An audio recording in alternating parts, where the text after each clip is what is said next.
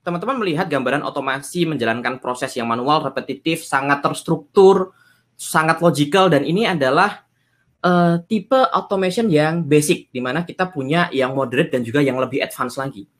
Proses-proses yang basic ini sebagian besar tuh eksis di organisasinya teman-teman. Namun bukan hanya sampai di situ saja aplikasi dari work automation.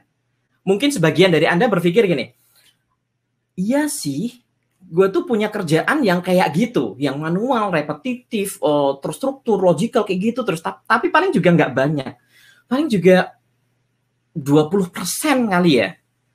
Tapi kalau udah diotomatiskan, itu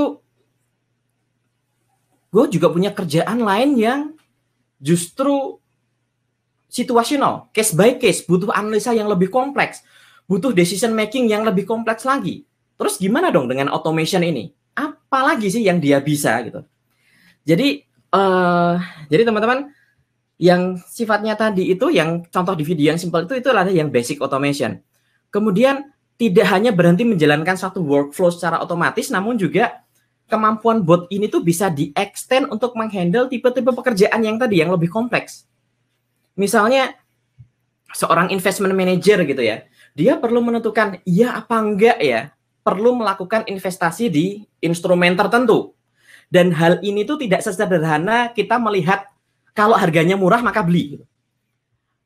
Kalau harganya, jika harganya kurang dari atau sama dengan sekian, maka langsung diputuskan untuk beli gitu. Itu enggak sesimpel itu untuk make untuk place investment. Namun seringkali harus berdasarkan pada logic atau rules yang lebih kompleks lagi.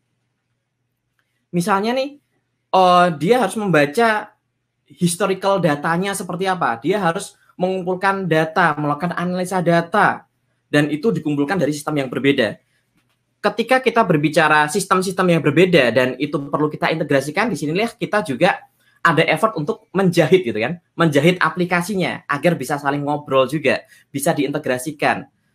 Termasuk juga nanti ada kebutuhan untuk mengadopsi teknologi yang lain lagi, misalnya machine learning, di mana nantinya si bot ini capable, mampu untuk melakukan analisa data yang lebih kompleks dan juga mampu melihat past behavior dari si instrumen investasi tersebut.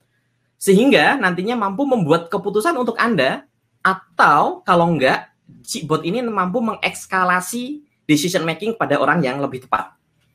Contoh lain juga yang lebih advance yang mengadopsi artificial intelligence dan juga NLP, natural language processing, bukan yang NLP yang itu, yang temennya coaching neuro language programming, bukan yang itu. NLP, natural language processing, artificial intelligence, yang betul-betul mampu memahami bahasanya manusia secara natural, bukan cuma bahasa baku, namun secara natural selayaknya manusia. Dan bahkan kita juga ketika berinteraksi dengan bot itu juga nggak sadar kalau kita sedang berhadapan dengan sebuah robot gitu, teman-teman.